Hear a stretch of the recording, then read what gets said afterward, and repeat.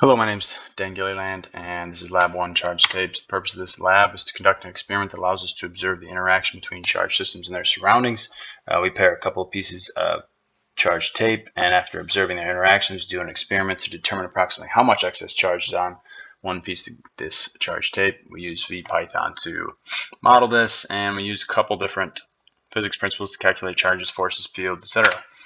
Here we use VPython. We got modeled this tape experiment using 2-point charges, red being tape B, blue being tape A, and down here we actually ended up using line charges instead of point charges. Just allows us to calculate some different things and allows us to look at the situation a couple different ways. The main physics principles we used: Newton's second law, force equals mass times acceleration, and we used Coulomb's law, which allows us to calculate the force between two charged particles. A little preview and some of the result. We got a couple pieces of Scotch tape, experimented with transfer charge, sign of charge, calculating the weight, calculating the approximate amount of excess charge piece of tape. The charge ended up being around positive 7 nanocoulombs, and the electric force on the floating piece of tape was actually equal to its weight.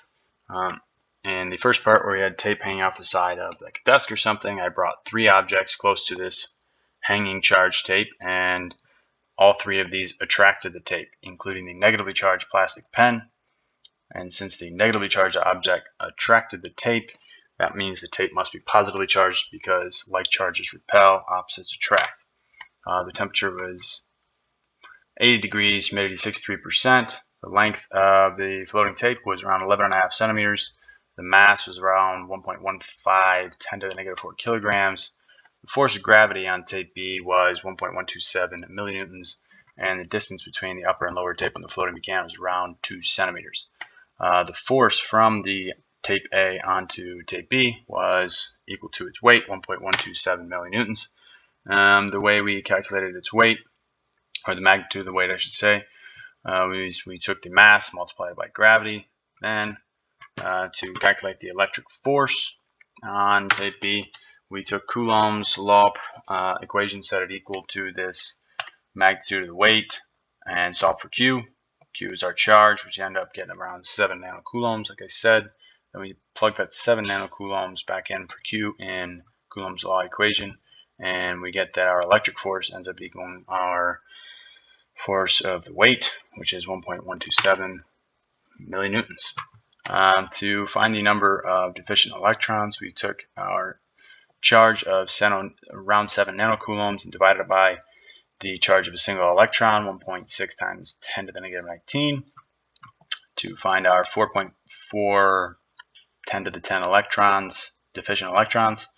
To find the number of atoms on the sticky side of the tape, we took the surface area of the tape and divided it by the surface area used up by one atom, getting us 2.15 e to E17.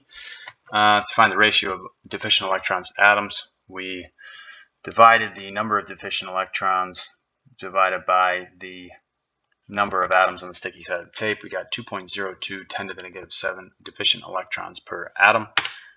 Here is the point charge representation through VPython of our experiment. The blue is tape A, the red is tape B.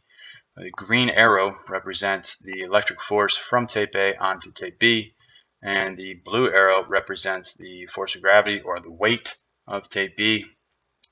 Like I said, the charges on both these particles ended up being around 7 nanocoulombs, and the magnitude of the force of gravity, or the weight, ended up being that 1.127 millinewtons. Now here is where we represented our experiment using line charges. The red again is tape B, blue tape A. The yellow downward arrow is the force of gravity. The white upward arrow is the total of all these little green arrows, the magnitude of the electric force. These little green arrows are still representing the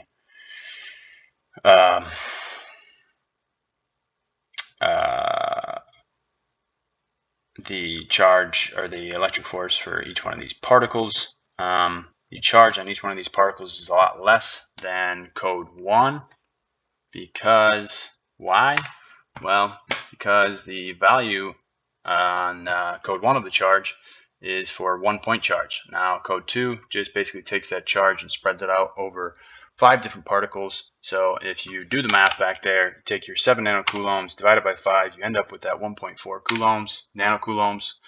What if the signs of the protons and electrons were reversed? Well, nothing would change, nothing that we would realize anyways, because like charges still repel and opposite charges still attract. The only difference would be the signs on the charges, which you can't really see. What errors? Well, we could have mishandled the tape, causing excess charge to be balanced out before we were able to do the experiment. What about the humidity? How did we measure the distance between the tapes? That was difficult. Assumptions: we had to assume point charges for the pieces of tape, and each tape had the same charge.